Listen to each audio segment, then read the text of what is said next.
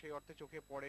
পুরস্কার প্রদান অনুষ্ঠানে কর্মক্ষেত্রে বিশেষ পারদর্শিতার জন্য 266 জন রেল কর্মীকে পুরস্কৃত করা হয়। এদের মধ্যে চতুর্থ শ্রেণীর কর্মচারী থেকে আধিকারিকরাও রয়েছেন। মঞ্চে দাঁড়িয়ে কলকাতায় দক্ষিণ পূর্ব রেল আয়োজিত 54তম বার্ষিক অনুষ্ঠানে সংবর্ধিত করা হয় মহাশ্বেতা দেবী, সুপ্রিয়া দেবী, অমলা শঙ্কর, যোগেন চৌধুরী, শুভা প্রসন্ন, অনুপ ঘোষাল, সুমিত্রা সেন, সুবীর সেন, জয় গোস্বামী, প্রতুল মুখোপাধ্যায়, নির্মলা। সরাসরি জমি বিতর্কের কথা না বললেও রেলমন্ত্রীও তাঁর বক্তৃতায় টেনে আনলেন সেই জমি প্রসঙ্গই।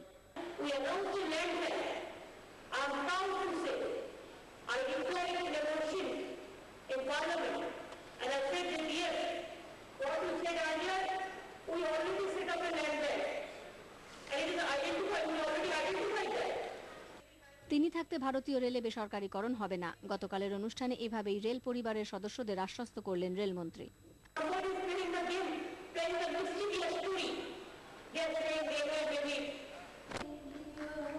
আপনি